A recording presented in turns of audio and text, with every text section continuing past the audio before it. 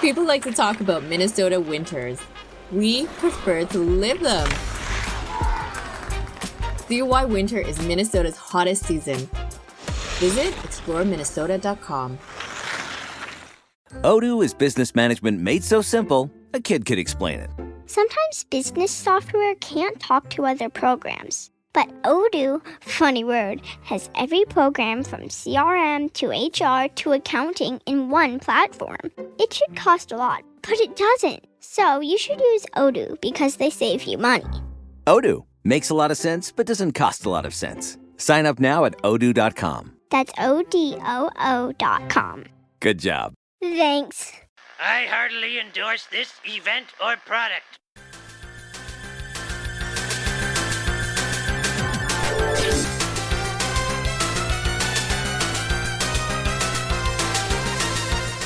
Ahoy, hoy, everybody, and welcome to Talk to the Audience, where this is always death. I am one of your hosts, the guy currently auditioning for the role of Milhouse, Bob Mackey, and who is here with me today, as always?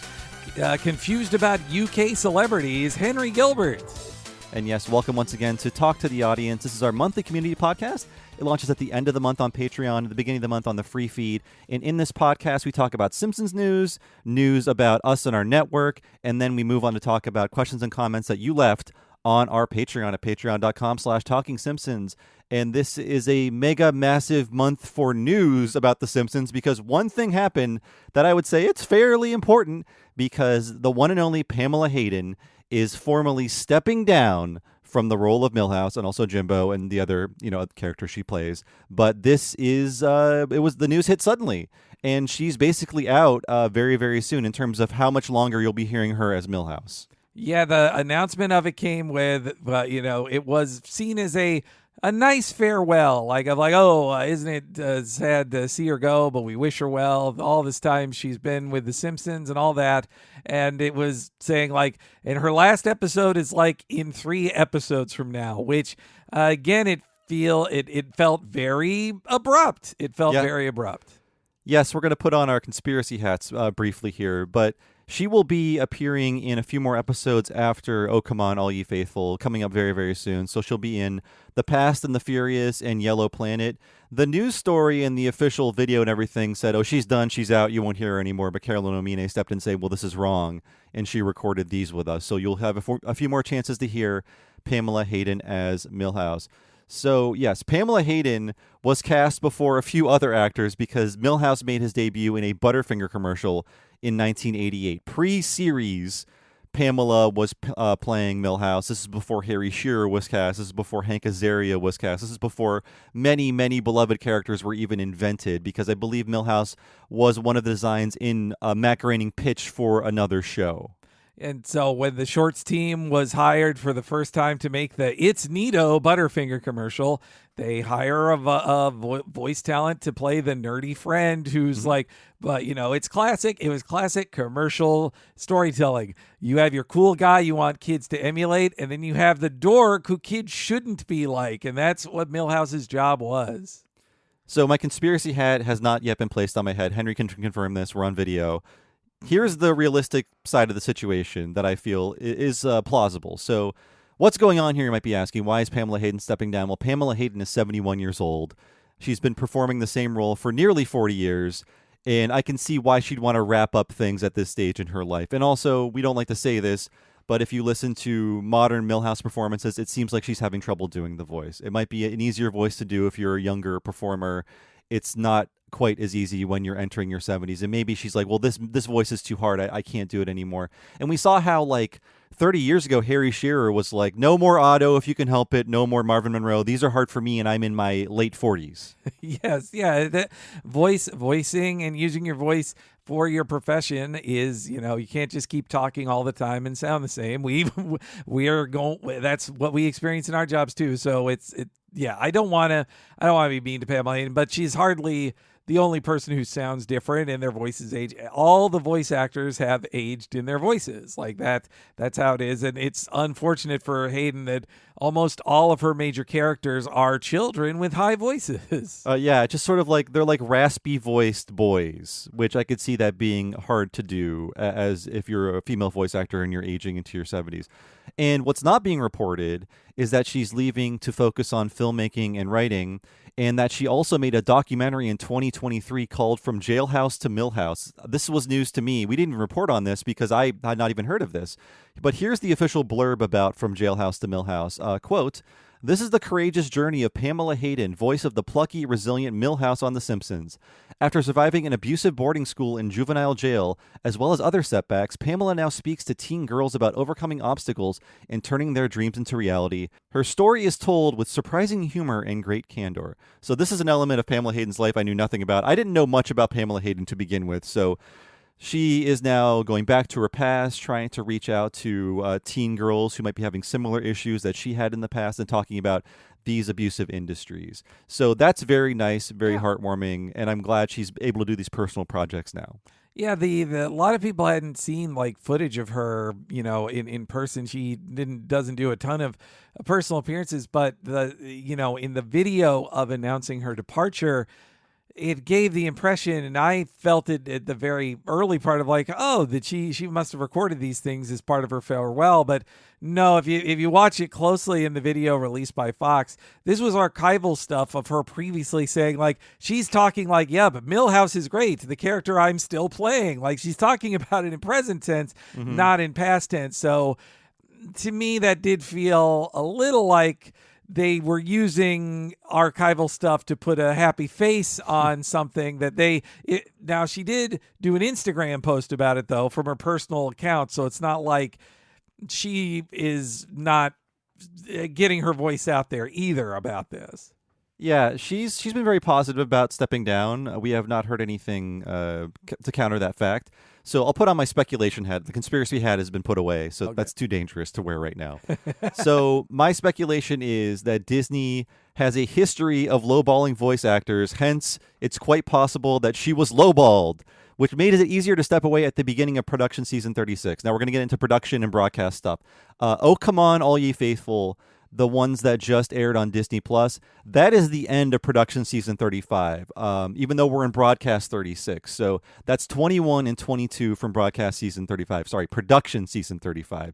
So that implies that Pamela Hayden stepped away after recording a few in production season 36, which tells me I don't know how contracts work. I don't know how often they're renewed, but it might be a season-to-season thing, and maybe she was allowed an out because she said, I can't do this anymore, or what she was offered for 36 was much lower than her current rate. We hear how they have to keep taking less and less money as the years go on because Disney, that old place is just falling apart. There's no money. Don't look at what their movies are currently making at the box office. There's simply not enough to go around. So we've heard it from a lot of people, especially John DiMaggio. We've heard it from the Inside Out actors. Many of them did not return because they were lowballed. So this is a recurring problem with Disney. And I think the last thing Disney ever wanted was to pay these people what they were worth.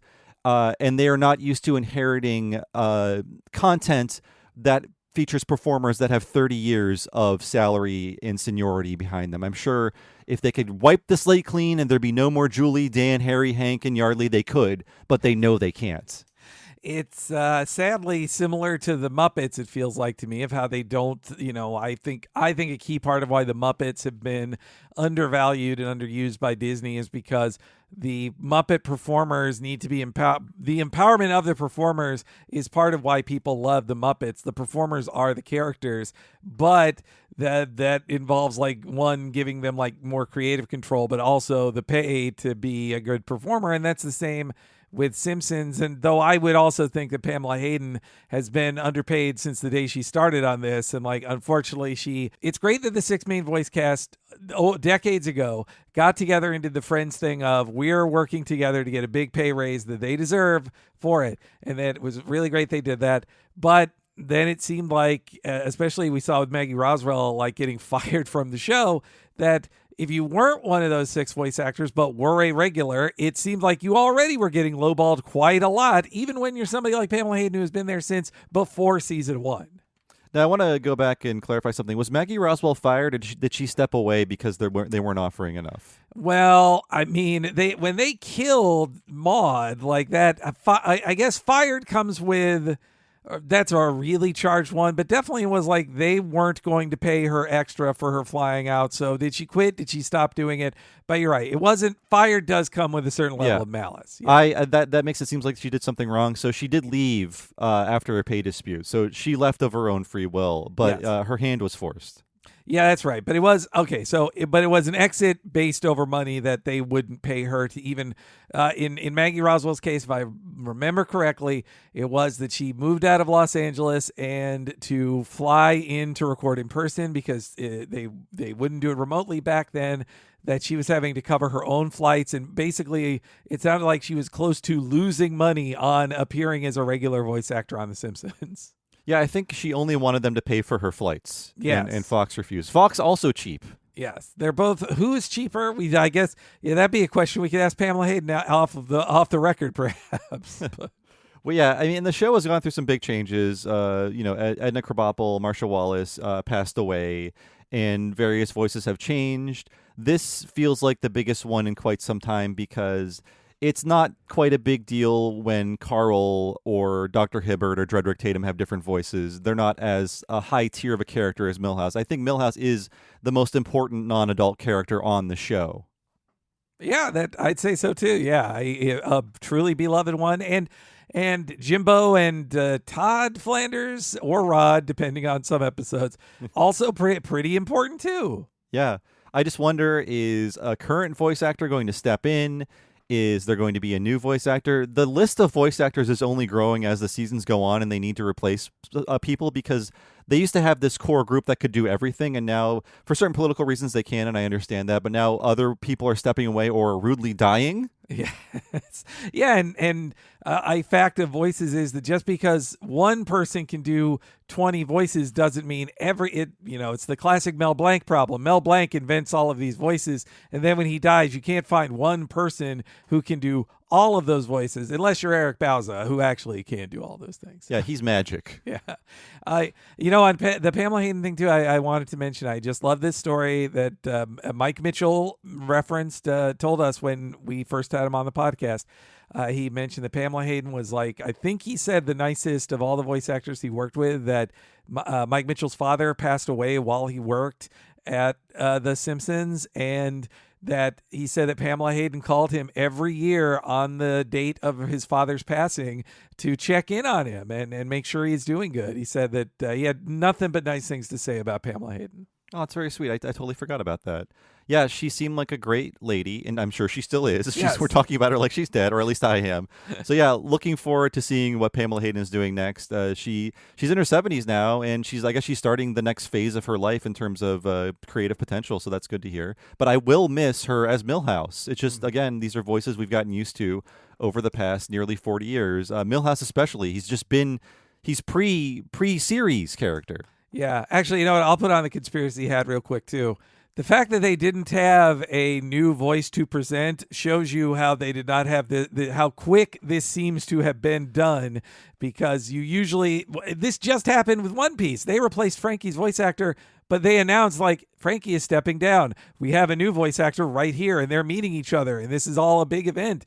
That's not what's happening here. Yeah, that's something that makes me think there's more going on. An NDA was signed, and she has to be positive, perhaps.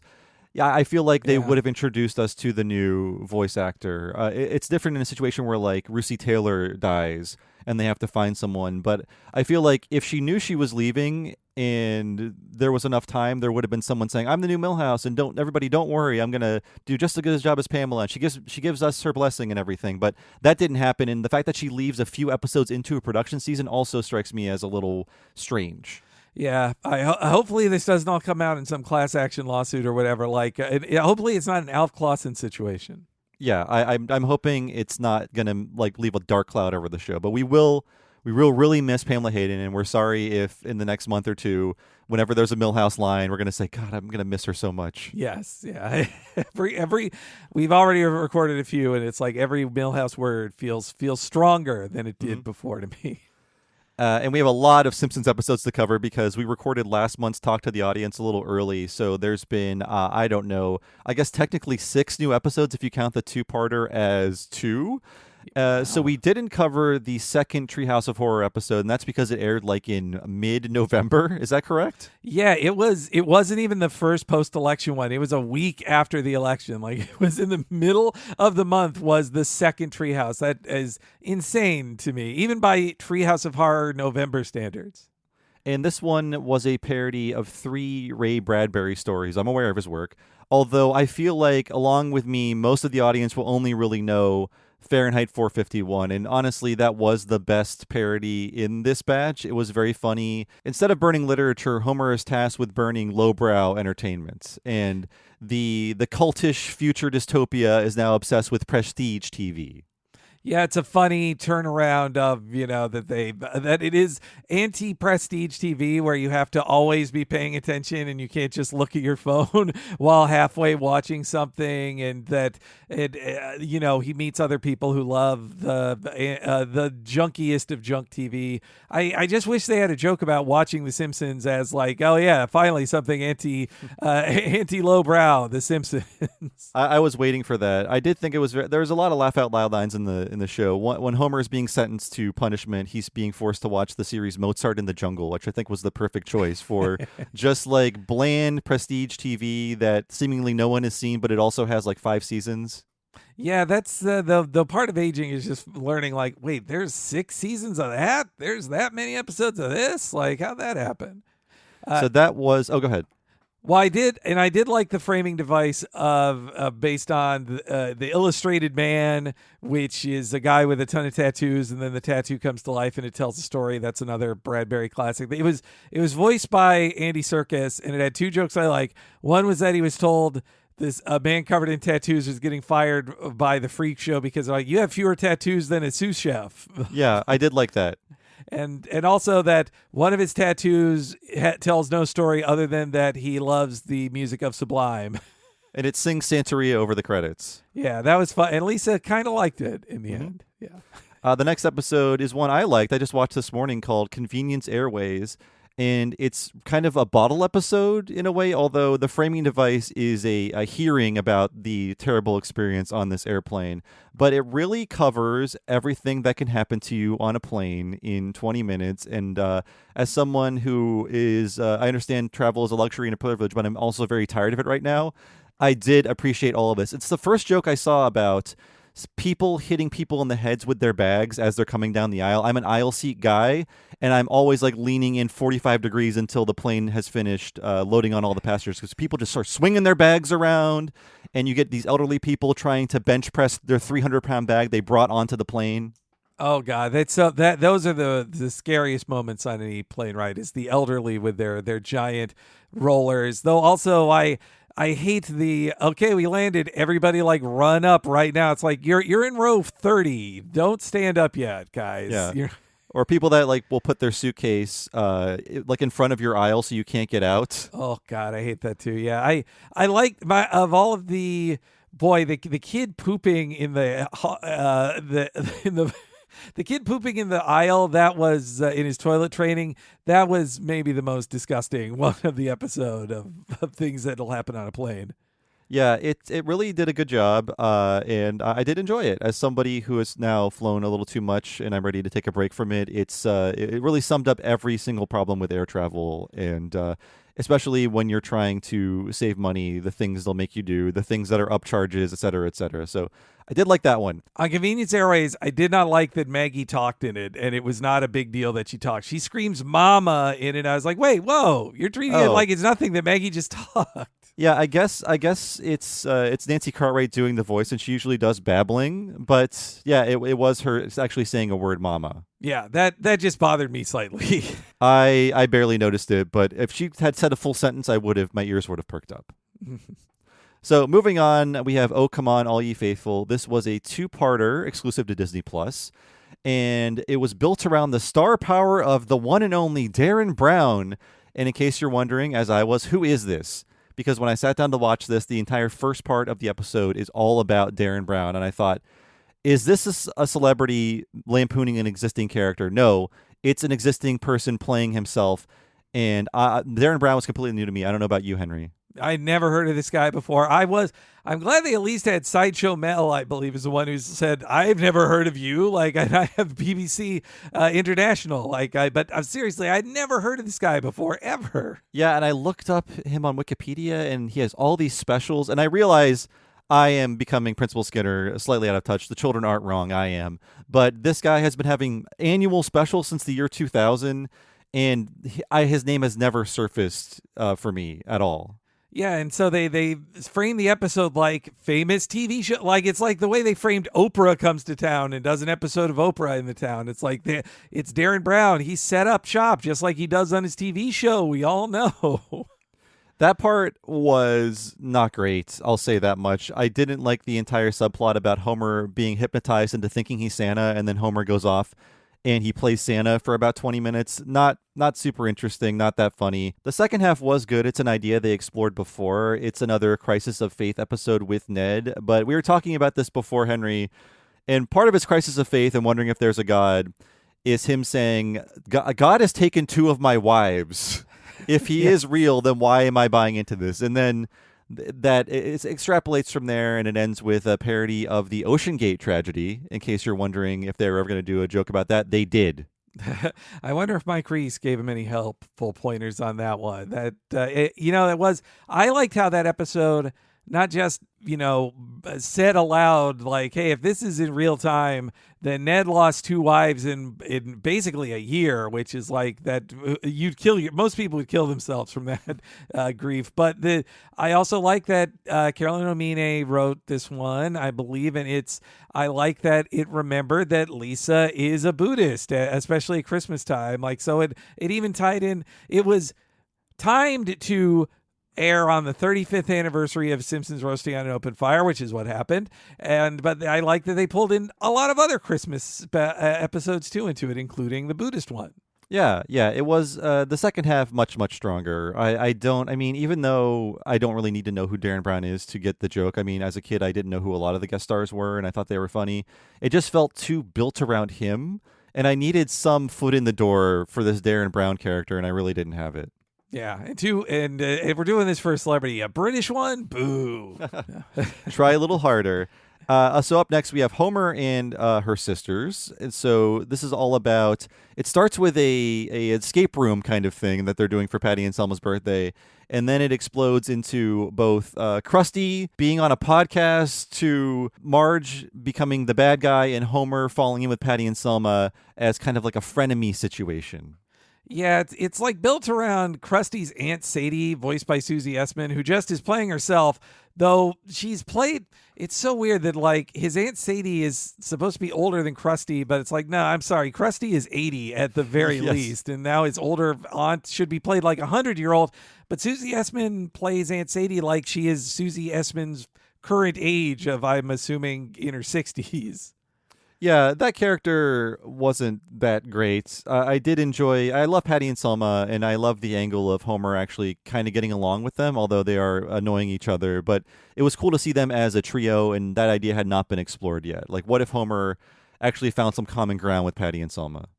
But the big chunk of it was the that I think our listeners were definitely right after the episode aired. I think we both got some ads of saying, like, you got to watch this week's one, and that the framing device of Krusty's story is that he appears on a recap podcast of his show that's hosted by Mel and 2 other staff members. It's called Talking Krusty, and it's part of a recap podcast industry that's at Ear Moose Studios. Yeah, I think it is just a parody of Talking Dead, because that is the original recap program, the official recap program, which started in 2011. And I mean, to be completely candid here, our title of our show is kind of based on that, because we were thinking of titles. Some of them were too clever to indicate what the show was, and then we settled on Talking Simpsons because it's like, well, this is what the show's about. It's easy to find. It's not too clever by half, et cetera, et cetera. But we would not have Talking Simpsons without Talking Dead, I don't think. And so, yeah, I don't think Talking Krusty is named after us at all. Like, I don't think that either. But there are some brave writers on that staff who probably are dying to reference us, but some higher up, some top brass is saying no. Yeah. Do not acknowledge them. Though it does ask the question of, like, why It is strange. Again, they haven't done an official Simpsons recap podcast yet. With all of this at very least shows you people on The Simpsons know about recap podcasts, and we pray that they don't. Yeah, stay in your lane, stay rich with what you do. I didn't like it in the episode either that Aunt Sadie.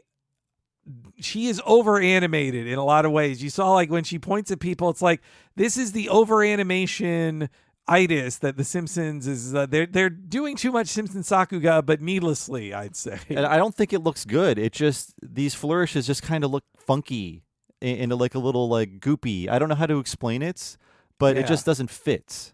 Yeah, I'm stealing this I think from Thad Komorowski, but if it wasn't him, then it was somebody else on Twitter that there's the scene in Simpsons Roasting, there's the scene in The Babysitter Bandit where it's animated by Dan Haskell and the Babysitter Bandit is telling Bart to put the tape in the machine and it's over animated. And somebody said like, oh, the current Simpsons animators seem to think that this is like peak Simpsons animation when it really isn't. Yeah, it's like it's good animation like outside of the context of The Simpsons, but within The Simpsons, it just looks kind of weird and it's upsetting. You don't want to see them move that fluidly. I want people, the animators on Simpsons, check out episodes again like Homer Goes to College or Marge versus the Monorail. Those have fantastic animation, but are not about being hyper fluid like Disney feature style. Like it's great animation, but of the Simpsons style, not feature. Yeah. Super strong poses with smears and blurs. Those are the things I'm not really seeing with the goopy, fluid, modern stuff. Yeah. Let's get back to those classics, folks. And Henry can talk about this one. This is one I missed because it just went up on Disney Plus this morning for me. It's The Man Who Flew Too Much. And yes, it is the third Pin Pals episode. What's going on here, Henry? Yeah, so the Pin Pals return, but also in classic, it's an Al Jean written and showrun one. And the Pin Pals return, except only Moe is back as the same member of the Pin Pals. It completely forgets why characters were Pin Pals or weren't in other episodes. So it's Homer, Ned, Moe, Carl, and a new character who is there to die, basically, or seemingly die. But what it actually is a parody of Alive. It's about time. I know. It's the way, and I know this because when we did Marge versus the Monorail, like I rewatched a little bit of Alive because that was in the history section, and they parody the plane crash of Alive, and Barney is the pilot of the helicopter, and they're trapped on a mountain and they're going to eat somebody. There's only two things I want to mention that are really interesting. One, Al Jean intentionally referenced Amazing Spider-Man number 33, my favorite issue of classic Amazing Spider-Man, where Spider-Man's stuck under the heavy thing and he lifts it up. He has that exact scene happen in it. And then on Twitter, Al Jean said, "Yup, it's Amazing Spider-Man 33, my favorite Spider-Man story." Well, we know he's the real deal.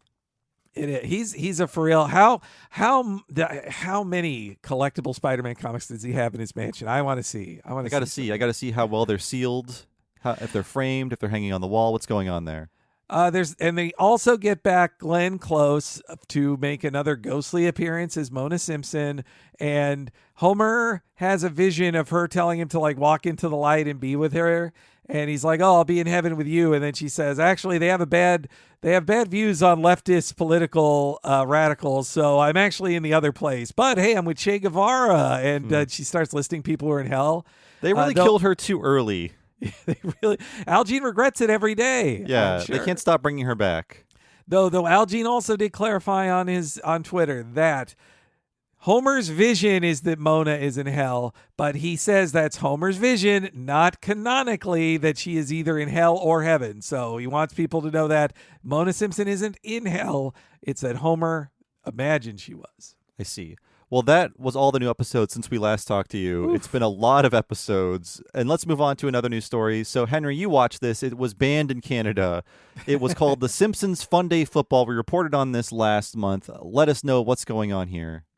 Yeah, it really was a weird, strange thing that was kind of fun to have on in the background. Like, I never watch football games, but it was a football game on in the background while I looked at my phone or played other video games. But so on Disney Plus and on ESPN Plus, and I think Hulu, they basically start the football game with a new Simpsons short that Bart and Homer play football. Homer loses to Bart, and then he falls asleep listening to Monday Night Football, and he imagines the Monday Night Football of this game of the Detroit Tigers versus the Cowboys, Dallas Cowboys, is played, and that they represent each team.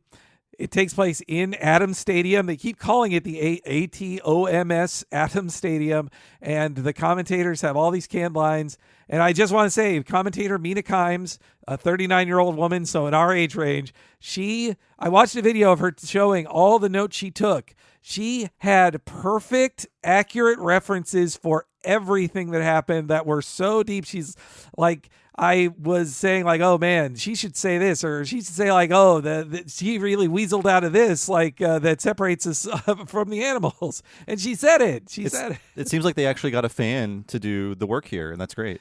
Yeah, and Bart won, and then it all turned out to be Homer's dream, and then it was a dream inside a dream of another commentator. But I read there's a whole article out there explaining how technically they did it. It was very strange. It was basically a minute delay from the live game, and then they were able to take the haptics of all of the players and then just recreate it inside a video game-like thing, and they could replace like, well, this player is now Ralph or Nelson or Lisa. You could see Homer tackle Lisa. I said it last time, but if they did this when I was a kid, I would have watched sports. The end.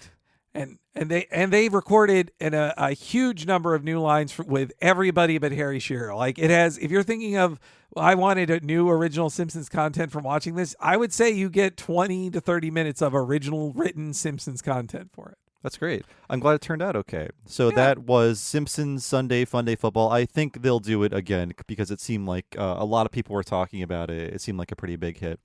So in case you enjoyed the oral history of Lisa on Ice from the website Vulture, the video panel that fueled that oral history is now online. So if you go to Vulture, you can now watch the video panel that all of the information came from to feed that oral history.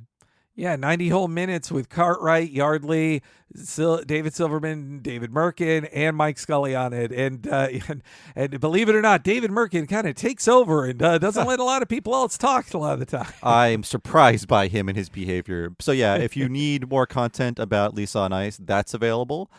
And there is another Vulture article out there called What the Hell Was Bartmania by Darren King. Now, Henry, I tried to read this, but I was over my article count for the month. Yeah, I have to wait until January 1st. But I assume this is just to explain to the young out there what Bartmania was. Like, I think they explained it like, imagine Pickle Rick, but 25 years earlier. Yeah, it was an interesting article timed for the 35th anniversary of Simpsons roasting on an open fire, and I mainly got it because I was interested in it because they got new quotes from Matt Groening and Nancy Cartwright and Mike Reese, and even Craig Bartlett, which was really funny because they were asking Craig Bartlett, Matt Groening's former brother-in-law, I believe, but he was saying like, oh yeah, Matt collected every possible Simpsons merch and bootleg we could find. It was amazing. Like it's just a really fun time to hear Matt Groening himself reflecting on the bootleg Bart merch and all the controversies, including like Barbara Bush and Bill Cosby both hating on Bart Simpson from a 2024 perspective. It was a really good piece. And I rewatched Simpsons Roasting on an Open Fire with Nina after Oh Come On All You Faithful, and we still really enjoyed it. It was fun to not watch it for work, but then we just kind of got hypnotized by it because we had seen it, 30 times each at this point, maybe more. You know, I watched Marge Be Not Proud and the Christmas special, Days of Christmas Past, but I should have watched the original one in this time. I'll give it a watch before Christmas Day. There's still time. We're 2 days before Christmas as of this recording. Yes, yeah. Which hey, happy holidays, everybody. Mm-hmm.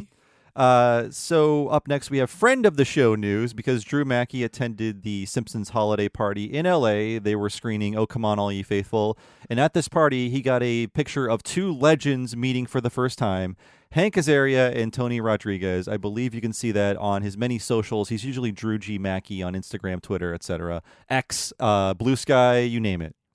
Yeah, was at the historic El Capitan Theater that Disney owns. It wasn't at Universal Studios. It was at a Disney theater, but it looked like a fun time. With Drew also pointed out that in every photo of his, not in every photo, but in multiple photos of his, Weird Al Yankovic is in the background, just like being there, and you instantly, your eye is drawn to him no matter where he is. He looks like Weird Al no matter what he's doing, scooping potatoes out of a bowl, standing around at a party aimlessly. It's always Weird Al. But Drew had said to us he was hoping beforehand, he wanted to make that happen, he wanted Hank Azaria to meet in person Tony Rodriguez, who took over the role of Julio, and he made it happen. His dream came true, and he shared it with the world. And I was very happy for all parties involved. It was a very sweet picture. And now I'm just thinking about Weird Al, and, he's had his new style for, I think, 25 years now. I feel like for the rest of his life, he should go back to old Al. The big glasses, the mustache, the poofy hair. I think he should just return to that phase. From the neck down, he's stayed the same in all ways. Mm-hmm. So it would just be the neck up kind of change there. I'm one of those return guys, but only for Weird Al's old look. Make Weird Al weirder again. Yes, exactly. I'm wearing the hat.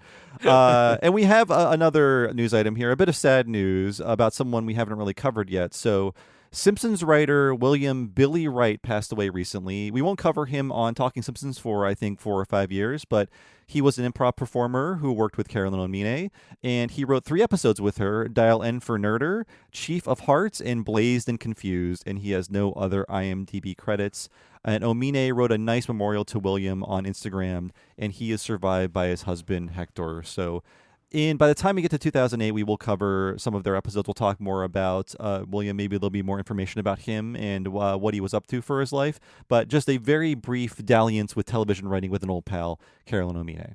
Yeah, it's sad a Simpsons writer passed away, and it seemed, Carolyn. It sounded like she was incredibly close with him, that she had performed with him a ton coming up in the improv scene, and clearly they felt so creatively bonded that they even wrote Simpsons episodes together deep into her career at The Simpsons. And I honestly, when she made her post about it, I think I've really only seen 2 of those, I think, and once, but I was sad to hear of his passing, and also he's one of the very, I would say probably one of the very few openly gay Simpsons writers too, as well. That's true. Or queer. Openly queer, LGBTQ Simpsons writers. Yeah, and we'll talk a lot more about William Wright when we get to 2008, like I said, in 5 years. So hopefully there'll be more to say about William. I was just looking up things about him, and it seems like a private person as much as any of us are who are not like constantly working in show business. So maybe there'll be a bit more to say about him, but we do want to mention his passing here. January 2nd on ABC, get ready to move that bus. The beloved series Extreme Makeover Home Edition is making a triumphant return to kick off the new year. Join the makeover mavens Joanna Teplin and Clee Shearer as they hit the road on a mission to transform the lives of deserving families whose stories will truly touch your heart. With the help of the design team Ariane Belazer and Wendell Holland, they have just 4 days, a race against time, to rally communities, demolish old homes, and rebuild not just houses, but lives. Get ready for those heartfelt moments filled with tears of joy as Joanna and Clee dive deep into the emotional journeys of these families, uncovering their struggles and beginning the healing process. It's not just about remodeling homes, it's about rebuilding hope, one family at a time. So don't miss out on this incredible journey. Extreme Makeover Home Edition premieres January 2nd, 8/7 Central on ABC, and will be available to stream next day on Hulu. You won't want to miss it. You ever get the feeling the city walls closing in, the concrete jungle suffocating your soul? You crave wide open spaces, the chance to connect with nature, maybe chase some elk, fish a private stream. Well, listen up. There's a whole world out there, and finding your own piece of it just got easier. Head over to land.com. They've got ranches, forests, mountains, you name it. Search by acreage, location, the kind of hunting or fishing you dream of. Land.com. It's where the adventure begins. Odoo is business management made so simple, a kid could explain it. Sometimes business software can't talk to other programs. But Odoo, funny word, has every program from CRM to HR to accounting in one platform. It should cost a lot, but it doesn't. So you should use Odoo because they save you money. Odoo makes a lot of sense, but doesn't cost a lot of sense. Sign up now at odoo.com. That's ODOO.com. Good job. Thanks. People like to talk about Minnesota winters. We prefer to live them. See why winter is Minnesota's hottest season. Visit exploreminnesota.com. And now it's time to talk about our news. Well, you know what's even better than Christmas, everybody? It's listener catch-up week. It's great. You get to catch up on all of our podcasts because we're not putting any out for 1 week of 2025. Yes, for patrons, the week of January 5th, there will be no new content. And for people on the free feed, the week of January 12th, there will also be no new content because we stagger things out here on the network. But I will say, we will be putting podcasts in both feeds for people to enjoy during our week off. And though, as in previous years, there will be no new What a Cartoon for January. So, again, you're going to have a great week of catching up with all of our very long podcasts. They're not going to be piling up for a week. You'll get to go through your backlog, and then a week later, here come the new podcasts, and you're going to be celebrating like it's Christmas all over again. It'll be a wonderful way for you to start 2025 and catch up. You know, you could have just listened to our new holiday treat of the Peter Evanzino interview if you haven't checked it out yet. Yes, please do. That just went live not too long ago. We had a great chat with Peter Evanzino, a guy who's been doing some legendary things in the animation industry over the past 30 years. So yes, again, the week of January 5th on Patreon, no new content. The week of January 12th on the free feed, no new content. But keep your eyes peeled to those feeds because we are putting things in them that you might not have heard, especially if you're on the free feed. A lot of fun little surprises that might entice you to sign up for the Talking Simpsons Network at patreon.com/Talking Simpsons. So now that that's out of the way, let's talk about our other scheduled things for January. Of course, Talking Futurama and Talking the Hill. Those still exist. Talking Futurama, we are covering the episode That Darn Cats. It's a very 2010s episode about people's fascination with cats, mostly due to the internet. Cats had a real renaissance thanks to the mid to late aughts internet. And this episode is really reflecting on that and how they all captured our hearts and brains. If you remember Can I Has Cheeseburger, then you'll love That Darn Cats. You'll be saying, Can I Has Podcast? And we'll say yes, but please use proper grammar. And for Talking of the Hill, we're covering Cotton's Plot. That is the third part of the three-parter that started with As Old as the Hills. It is where we find a little sympathy in Cotton, and Peggy finally overcomes her debilitating injuries that she sustained in her skydiving accident. As I recall, that episode is a little anti-physical therapy, but I can't remember what exactly it stands on. Not anti, but that as an industry, it's too soft or something. I have not rewatched it yet for the recording, so that'll be coming up soon. So looking forward to closing out that arc of King of the Hill, a great little arc in that series. And as for What a Cartoon Movie, so by the way, if you subscribe at the $10 level at patreon.com/Talking Simpsons, you get the entire What a Cartoon Movie and all the previous ones, over 70 to date. If you're on the free feed, you get the free preview of this. For the month of January, we're going all the way back to basics and covering 1937's Snow White and the Seven Dwarfs, partially because that rotten remake came out, but also because we traditionally do an early Disney movie in January. And I was putting this off for a while. It's a big hill to climb, but as of now, there are 3 Making of Snow White books waiting for me at the library. I'm leaving after this to get them. I can't wait to dive into the history of this classic movie. Not the first animated feature, but Disney's first animated feature. It doesn't get any earlier Disneyer than this one. Yeah, it's where it all began. There's so many like firsts in this. I'm not jealous that Bob is having to do all the research on this one. I was like, yes, have at it, Bob. I've got a good head start on this one, so I'm looking forward to it. It's also like a 73-minute movie with mostly songs, so that part of the prep is a lot easier than the history prep. Which, hey, when you stack that up against, say, the Popeye versus Sinbad the Sailor at only like 30 minutes, that's a very long movie at 72. How could they do it, folks? We're going to find out at the end of the month. So that is the schedule for our Talking Simpsons network. Again, remember, there's that week off. No, you haven't gone crazy. We are just posting some old things you might not have heard. And, ironically, we will be working during that week off. We're just doing the week off to build more backlog for us to account for travel and other things. Although, like I said in the Homer on the Plane episode discussion, I'm not traveling again until like June or July or August. I want to stay in my home, improve it, and just chill out on the couch with my wife. You got a new couch, you got a new TV, you got a new wife. All these things you need to chill out. That's true. They're all. I mean, the couch is a year old. I've been married to my wife for 4 years, but they're all like new. Yes. Yeah. So now moving on, let's talk about what we've been playing and watching, potentially unrelated to the podcast. As for me, I spent a long time in another country, so not a lot of video gaming, although on my trip to Japan, I did start Dragon Quest III, the 2D HD remake, which was very fitting, and I'm enjoying the heck out of it. It's the best way to play that game. It's very nice looking, and I'm really anticipating the other remakes in that style. I don't have much more to say because it is just a 37-year-old RPG, 36-year-old RPG at this point, but they don't change many mechanics, but it was such a good RPG to start with that it's so playable today, and it is one of my favorite Dragon Quests, so having a lot of fun with that. And unlike another game I'm playing, it's not 100 hours. I'm at about 50 hours in my playthrough of it, though. I am kind of luxuriating in DQ3. It's also, though, Bob, you took it to Japan. I heard it's illegal to play that game on weekdays in Japan. Oh, no. Go back and listen to some of the 1,000 episodes of Retronauts, and we cover the deal with Dragon Quest being sold and what days it's allowed to be sold and whether or not that was the company coordinating with the government or if it was just them doing them a favor. We talk all about that. It's a real Doki Doki Panic kind of trivia fact.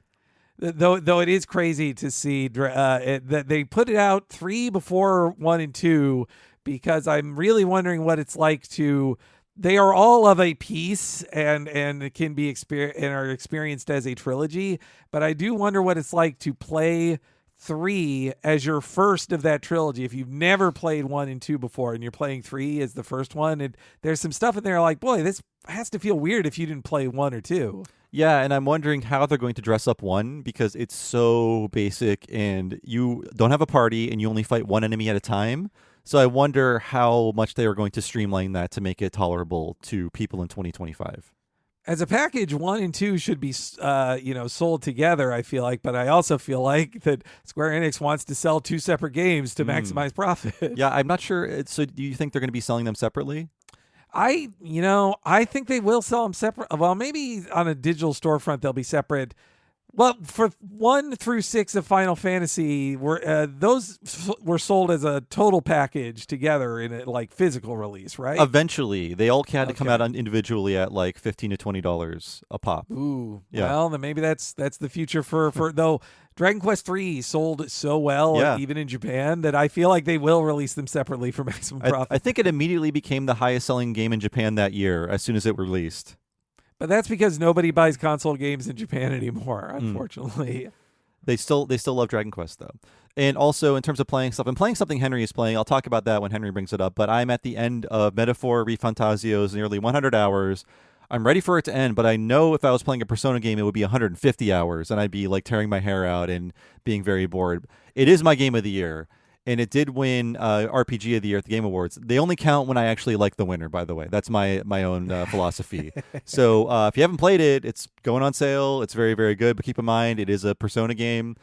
They eliminate a lot of Persona problems, but it's still very, very long. But it's a tiny bit shorter than from what I hear Persona 5 is. So I've been playing that for 2 months, just really loving it, really addicted to it, having a great time with it. Awesome. That's a 2025 title for me, but I'll get to it. And in terms of watching stuff, I was mostly too busy traveling to watch things, but I will recommend a few things. One of them might sound surprising because I normally don't recommend documentaries on here, but I watched the Half-Life 2 20th anniversary documentary in fits and starts in Japan. There was some downtime here and there where I was able to open YouTube and piece by piece go through this 2-hour documentary. It is so great. They get so many people on the record, and it really brings me back to that era of gaming where even though the culture was poisonous and awful, it was the G4 era of gaming. There were so many new breakthroughs happening, and just seeing what Valve would do next was so exciting. Valve's period from Half-Life 1 until Portal 2 was just so amazing, and I'm so wistful for that time. It really drops you right into the middle of that, and it made me want to replay Half-Life 2, and yes, I did reinstall it on Steam. So I could be wasting 20 hours on a 20-year-old game I've already played through twice. Nice, man. I'll give that one. I played. That was the only era of from Half-Life 2 to Portal 2. That's when I played all of the Valve games I ever played. I didn't keep up with Team Fortress, and despite the fact that Team Fortress is bigger than ever thanks to Skibbity Toilet, right? I'm assuming. Yeah, I mean, I feel like assets from Skibbity are found in Team Fortress, but it's mostly just Gary's mod stuff. Yeah. But yeah, that's great, by the way, and I recommend checking that out. It's free on YouTube, so just watch it. It's great. And I had the pleasure yesterday, it's not going to be on Netflix until January 3rd. I saw Wallace and Gromit, Vengeance Most Foul with an audience. I loved it. They loved it. It is great. It's a real return to form for Aardman. Although, to be fair, they only had one mediocre movie recently, and that was Chicken Run 2, a movie I think I might have given 2 stars on Letterboxd just for the animation. It really let me down. I was worried about the company's future, but this is a great Wallace and Gromit movie on par with Curse of the Were-Rabbit. I'm not sure if I like Curse of the Were-Rabbit more. It's a kind of a bigger story, but this was everything I want from Wallace and Gromit, and the formula has not grown stale, even though there is a different Wallace because Peter Sallis died in 2017 at age 96. He was quite old when the series began. Yeah, he was 70 when they started making these shorts.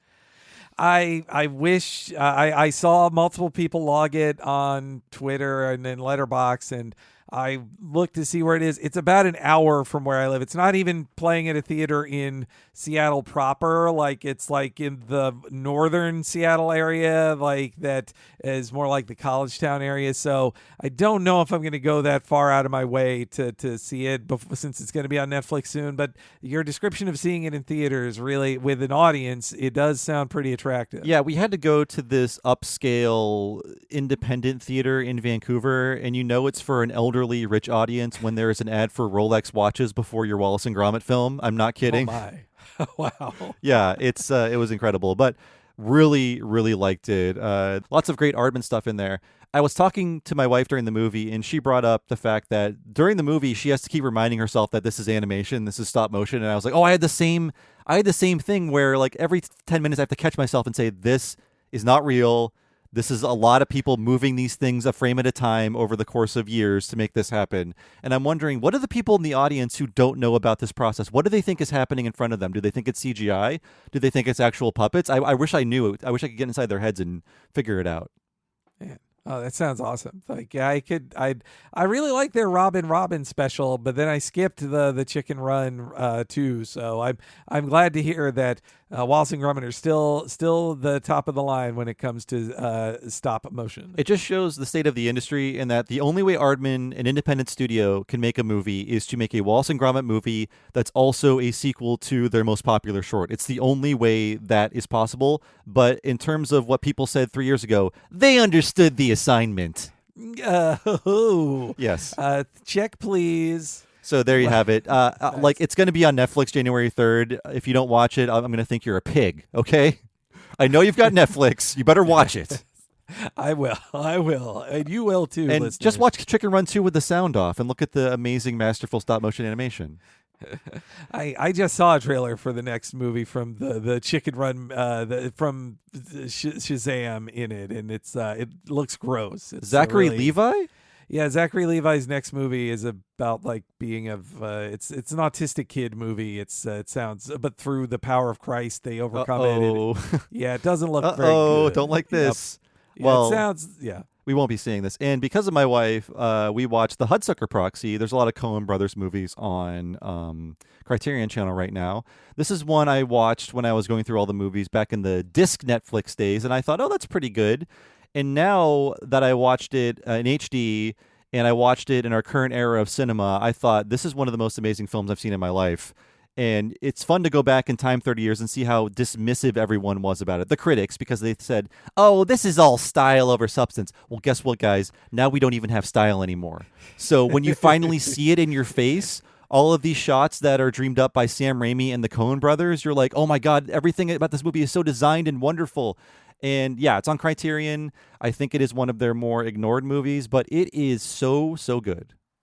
That shows you that now something that was viewed as mid Coen Brothers a long time ago is now feels like the best movie ever on TV compared to most movies. And I think there's a lot of substance there. It has a lot to say about capitalism, and the style is just not there for no reason. It's to inform the general sensibility of the film. I got mad at Roger Ebert after reading his 2-star review. Then I remembered he was dead.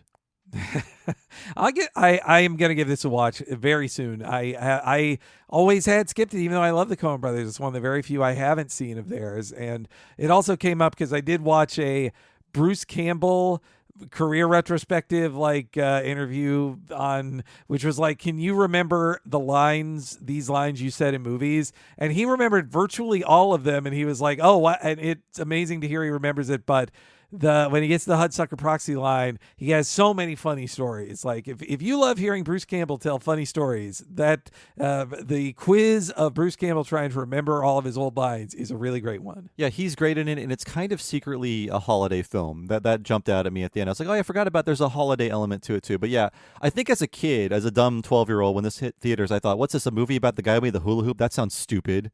Then you realize, well, it's not that. And also, shut up, 12-year-old. Go back to watching Ren and Stimpy. You'll get this when you're older. Anyways, other stuff. I just went to Japan for 17 days. No big deal. And it's irritating to hear people talk about their fun vacations on podcasts. I understand that. So I'm going to say head on over to my Instagram at RealBobServo. You can see a ton of pictures. You can hear about the many things I did. It was a great, great trip. And it was a multi-city trip where I believe we stayed in at least 5 or 6 different cities. Thank God for luggage shipping companies that will ship your gigantic luggage to your next hotel for you. We could not survive with that, but we were exhausted for a week afterwards. So instead of letting you know everything that happened, there's too much, I will highlight a few things I did on my trip that I thought were very special. So we went to Kyoto. We stayed there for some days. And I went to the Fushimi Inari Shrine. Popularized by the video game Star Fox. It's not why I was there, but it is not the biggest shrine, surprisingly, but it is an amazing spectacle because it has, I believe, 10,000 of those beautiful red gates. And I think it is, I think there's like 1,000 of those red gates, but it is like a 12 or 13,000 step journey up the side of this giant hill. You're climbing up thousands of stairs. You're taking in all this beauty, all this nature, all of these very old shrines and carvings and statues. It is magical. It's wonderful. It's beautiful. If you are fit enough to make it to the top, it is absolutely recommended. And if you think it's too touristy, the tourists really clear out around the halfway point, I found.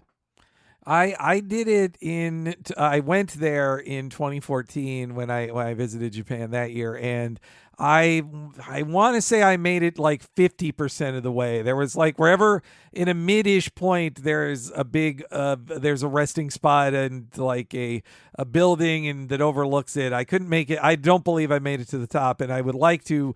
I'm work out and do a lot more walking than I did 10 years ago. So I am going to feel. I told my husband, when we eventually go to the Fushimi Inari Shrine, we're going to do the whole thing. We're doing it too. We're getting to the top. Oh yeah, absolutely. It's a great test of your fitness. It's not for most people, it's going to be rough, but if you're doing like cardio like you and I do, I felt like, all the cardio paid off. And the next day, I don't need to lay in bed. I'm not aching. My feet don't hurt. I was surprised by how well I could handle it. But there are some people on the journey with us. I thought like this person could die or just roll down 1,000 stairs. Ooh, man. It is amazing just to see all of the orange, the gates, and you're just seeing all of them in front of you. It's amazing. Your photos from it looked gorgeous. And we like to go to Japanese zoos, and our first stop in terms of going to Japanese zoos was Kobe Animal Kingdom, mostly because they had shoebill birds there, shoebill storks. They are about the size of chocobos, and they are both scary and adorable. And when you go into their lair, they're just around you. One was standing directly over us. It flew over us. They're weird. They're cool. They are basically living dinosaurs, and it was an incredible treat just to be like a few inches from one. It was great. They're not as popular in American zoos. I'm not even sure if I've seen one in an American zoo, but shoebill storks, amazing. Again, real dinosaurs. And the merch at the gift shop there looked pretty cool too. Yeah, if you think like Japan has good Nintendo stores or Capcom stores, they have good zoo stores. You can sometimes buy merch of specific animals at the zoo, not just like, I can buy merch of a panda. No, you can buy merch of Jazz the red panda or Gaia the red panda. They know freaks come there because they like one animal, and they have merch made for you.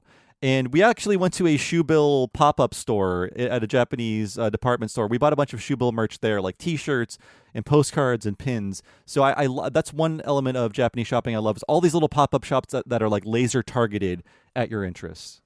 Oh yeah, those collect all my money when I go to Japan too. And one of our stays, because we wanted to stay in a fun hotel in Kobe, we stayed at the Peanuts Hotel. It is the only Peanuts-themed hotel in existence, and it's in Kobe, Japan. And it was a very small room, but each room is decorated to a certain theme. We were in the Joe Cool room. And I guess part of the appeal of the Peanuts Hotel is you can take home mostly everything except for like the sheets. So you take home the towels, the cups, et cetera, et cetera. They encourage it, saying this is part of what you're paying for. But it was cute enough to stay in for a few nights, and I did enjoy it. And that had its own gift shop. I went to a few Peanuts shops in Japan, and it completely blows any Peanuts merch in America completely out of the water. Japan loves Peanuts, and they have such specific merch. I could have stayed in some of the Peanut stores for a very long time, but I didn't want to bring home too many Peanuts things. So that was fun. I had never really stayed in a themed hotel, and if you're in Kobe, Japan, the Peanuts Hotel is very charming. When I went to Anaheim while you were in Japan, I went to the Knott's Berry Farm, which has its own Peanuts gift shop. Couldn't compare to the photos I was seeing from just one of the Charlie Brown gift shops you went to. Like, I found like maybe one piece of merch with Gus on it. I felt like there was an entire Gus wall of things in Japan. Yeah, well, Olaf is very popular. I'm not sure who Gus is. I was thinking of Olaf. I meant to say Olaf. You invented a new Snoopy sibling, but they love the Snoopy siblings. I was seeing like all of the Snoopy siblings there. It was great. And yeah, they blow us out of the water in terms of merch. They even have like special merch of characters doing like very Japanese things, which is, I'm sure Charles Schwartz will be like, if it makes money, yes, thumbs up. Yeah. And because next year is the year of the snake, there's like a lot of snake theme merchandise. Ooh, that's cool, yeah. Man. So yeah, if you want to learn more about my trip to Japan, Real Bob Servo on Instagram. I just wanted to highlight a few of the things that I thought were personally interesting. And we did do nerd stuff, but this time around it was not just nerd stuff. And it was like a lot of culture, a lot of going to, shrines and zoos and walking around and checking out other things. I went to the Nintendo Museum. You can hear a Retronauts podcast about that. I went to a lot of Nintendo stores and did a lot of nerdy shopping, but we wanted to focus a little less on that and more on like culture and eating and drinking and stuff. Oh man, those little, you had so many great, look at Bob's Instagram. The pictures of just all of your bar hopping look so much fun too. And I went to Seattle, and Henry rudely did not come and see me. So I'm just calling him out here on the podcast. I was waiting for you to message me that you wanted to hang out. I thought I was waiting for you to Henry send fell me a into a message. real beehole, and by that I mean Balatro. So I understand why he was distracted. Oh, okay. I'm kidding. I'm sorry. We didn't have a lot of time, and we were very, very tired. So we came into Seattle one night, stayed for the day, and left the next morning. And the day, there wasn't a lot going on because we were there to see a show, the same show that Henry saw, the Back to the Future musical at the Paramount Theater in Seattle. So I did see that. I talked about that musical last year when I saw it on Broadway, but I had never seen a show at the Paramount. I think the one thing I saw at the Paramount Theater, this historic, gorgeous theater, was David Jaffe doing the keynote for PAX 2012 or 2011. I forget which one it was. So my first time at the Paramount Theater was wasted on a man who has now been thoroughly disgraced. So I was happy to go back in and see an actual show. And Henry can talk about his experiences. I've talked about mine, but I enjoyed it then. This time, and it was definitely worth going to Seattle for. That's it for me. I'm going to be staying in my condo for the next 8 months. Please leave me alone. Yeah, you know what? Since you're mentioning the Back to the Future musical, yes, I saw that too and had a really good time with it. Because after you'd seen it twice, I was like, all right, I got to see it while it's in town here. And my husband was up for it too. We went on a Tuesday night and got rush tickets, which I had not heard of this practice before, of like, if it's a not sold out show and you show up, they want to fill seats, and like we got $30 floor seats each, which is very cheap compared to normal prices. Absolutely. So, yeah. I didn't know about that idea, that practice of getting the rush tickets. Yeah, it taught me a lesson. But yes, other than Dragon Quest III, which I talked about, yes, Bob mentioned it. I fell down a Balatro hole. I have become like Balatro. If you haven't heard of it, I hadn't heard of it until the Game of the Year talk this year. So I had been kind of out of it myself. It is like a roguelike, but poker. And it is like I guess you'd call it a puzzle game and a card game where you put together poker hands with different variables of increasing multipliers or additions to your hand to keep going up higher levels of chips. And so it's just, you chill out with chill music while making poker hands. And it is such a chill, relaxing game, and the music is perfect for it. I just, Yeah, I love it. It is turn-based math, but also Hades, and which is like everything I love in a relaxing video game. Yeah, actually, it's funny because before you started playing it, I was about to leave for Seattle, and I thought, oh, should I download Balatro? Because I finally looked into what it was. For a long time, I thought it was, oh, this is just, a super solitaire or some kind of variant of solitaire. No, it's video poker where between rounds, you're buying jokers that add different effects to different hands. You're leveling up how much different hands will earn you. And then when I got back after you started playing it, I started playing it, and I beat the game for the first time last night. Nice. By that you mean you got to like the 9th ante or something, or the? Yeah, I got to where they make you stop playing. It's like, okay, you've beaten the last boss. Now we're going to kick you back to the title screen. So it took about 5 hours, but I have really been enjoying the game. I didn't think I would because I don't like traditional card like. Your traditional suits in King, Queen, Jack, Ace, whatever. I like other card games, but I really got into this. It is such an addictive game. I don't know if it would be, if we're saying what our game of the years is, and now, everybody who played Metaphor is saying it's Metaphor, which I haven't touched yet. I think it's, boy, if you can call Hades 2 a game, because I would call it half a game, because it just makes you stop playing it even though you haven't beat it yet. If that counted as a game, maybe I'd call that as my favorite game of the year. But it'd be between Balatro or or Final Fantasy VII Rebirth. Those are my top 2 of the year, and I think probably Balatro edges it out in just pure addictiveness. Yeah, I did enjoy FF7 Rebirth. We did a Retronauts about that as well, and I assumed it would be my game of the year. But if I could do a comparison, like a food comparison here, if Final Fantasy VII Rebirth feels like a buffet, where it's like, here are just slop buckets full of every kind of food. And that's good. That could be fulfilling well as well. But I feel like Metaphor Fantasio is like a delicately designed 7-course meal where everything just is like perfectly designed for your taste and like no element is wasted. I remember going back to Final Fantasy VII Rebirth and thinking like, why am I playing soccer with Red 13? What's going on here? Like, why am I doing this right now? This feels like a separate game you could sell me for like $10 on Steam. It was a lot more like a Dragon or / Yakuza game of just like, here's 8,000 side games because we don't sell these as their own games anymore. So that's how huge it is. And now I need to go play the last year's Like a Dragon game, which I didn't get around to because I only had room for, 2 100-hour games this year. And now there's another one coming out in February, the Pirates of the Caribbean one starring Majima. Yeah, which unfortunately comes out a week before the new Monster Hunter, which kind of is, it's a rough time if you're a weeb gamer. I've made my choice. Well, thankfully, Ray from Star Wars is here to introduce me to the Monster Hunter universe. Have you seen this? That's right. I did. I saw I saw a screenshot from it, but I did not watch Daisy it. Ridley. I know her name. Yeah. Well, it's funny because Samoa Joe is the pro wrestler, or Samoa Joe. He's in the new Like a Dragon. So you pick your choice here. Do you want Star Wars or pro wrestling? Oh, what if I want neither and just want to play Monster Hunter? Well, I guess you can just ignore the video. I don't think Daisy Ridley is in Monster Hunter, although maybe she's doing this because she does a voice of one of the characters or something. Nah, I bet you at best she would read like one set of lines for a voiceover. I bet it's not that. No.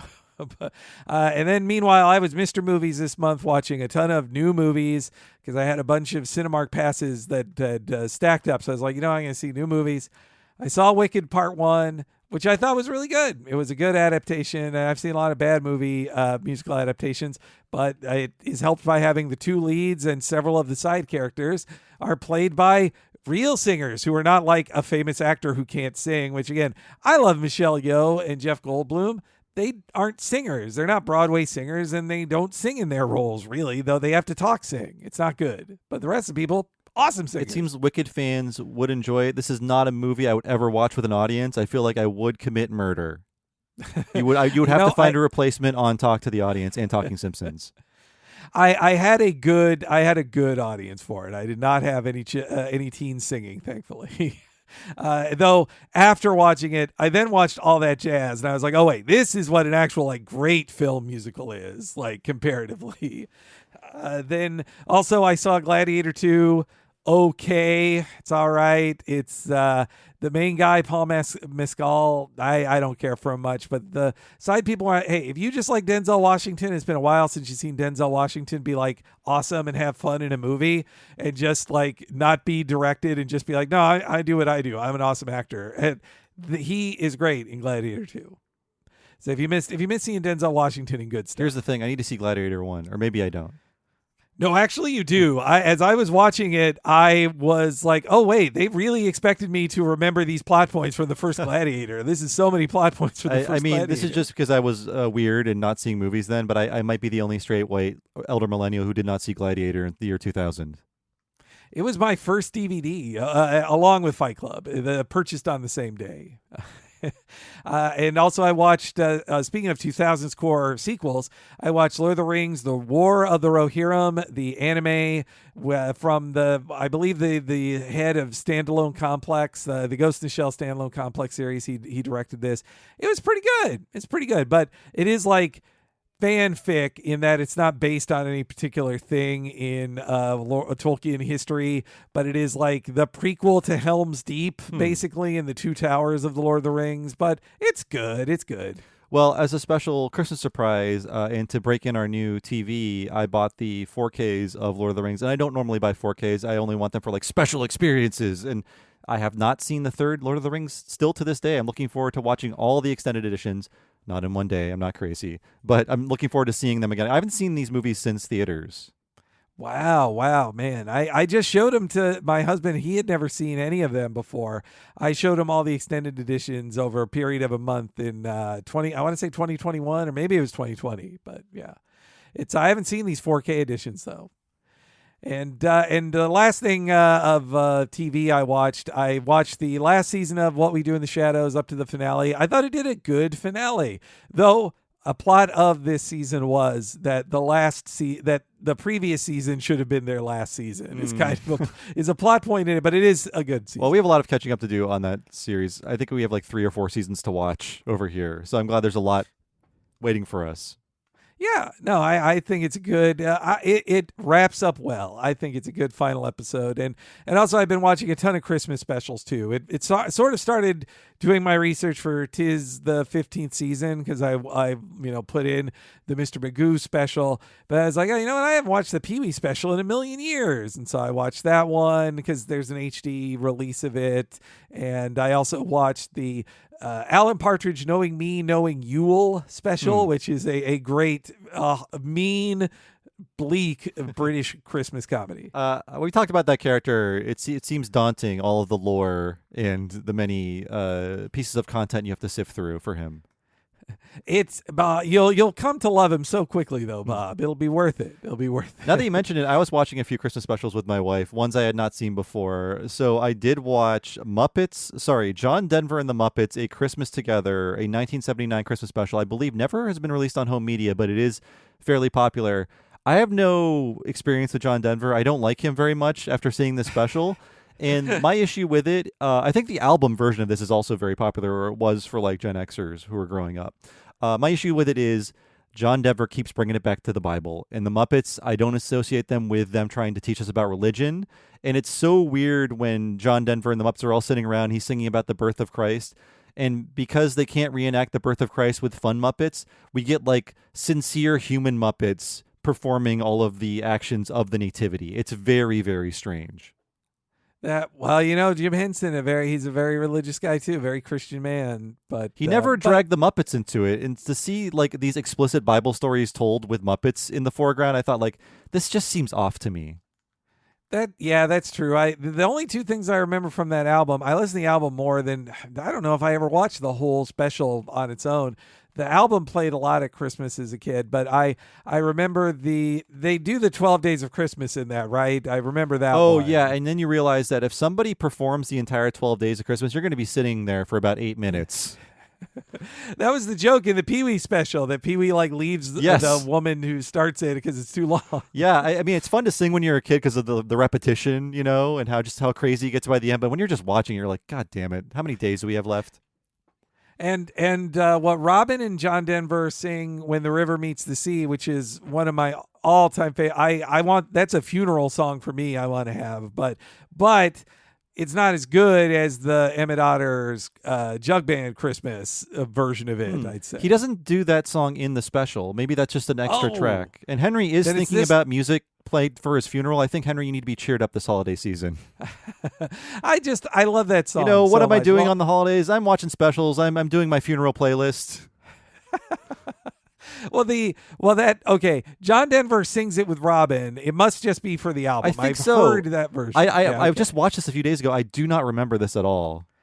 Okay, then it's just for the album. I think so. But I was just listening to it. So, okay, there you go. Oh, and one last thing. I had a magical time at Disneyland. I took my mom there for her birthday. There were so many wonderful little Christmas moments, though my mom is a little shy. It's why I didn't share pics of it online. Though I did share a picture of me getting to meet Max Goof, which I was very excited about. But like my mom was wearing her birthday pin, like as in it's my birthday at Disneyland. And then we passed by a band, like one of the live music bands there. My mom has played in, community bands my entire life. And she passed by these guys and I'm like, oh, it's your birthday. And then they all start playing happy birthday to her. And it was like, God, it's that Disney magic. It was so special. That's very sweet. And then on our way back, we stayed for a couple days in San Francisco and saw Cyndi Lauper there. She came to Seattle, but Trixie Mattel, the drag queen, was DJing at the San Francisco one, and we wanted to see that. And it was fun. And Cyndi Lauper, she sang so many of her, you forget how many great songs she did. And she also she wrote a beautiful song in the 90s about, abortion and abortion rights. And now she's a big part of her concert is speaking to the horrible rollbacks of rights in America when it comes to abortion and abortion access. And she has a whole charity for it that is very special. And she sang Goonies Are Good Enough, a song she used to never sing live and hates. I didn't think she was going to sing that, but then bam, second encore. It's actually the final song at the encore is Girls Just Want to Have Fun. They make you wait for it. And when she sings Goonies, she doesn't say, I used to hate this song, but she did say, you know what? This was my mom's favorite music video and she's in it. And I met one of the actors recently and he said, I'm a Goonie. Goonies never say die. And I'm a Goonie forever. And she's like, so everybody loves Goonies. So here, I'll sing the song. It was the spirit of it. Well, I'm glad you had a good time, Henry, but I'm currently applying for a restraining order to keep you and Disney parks apart for the next 8 months.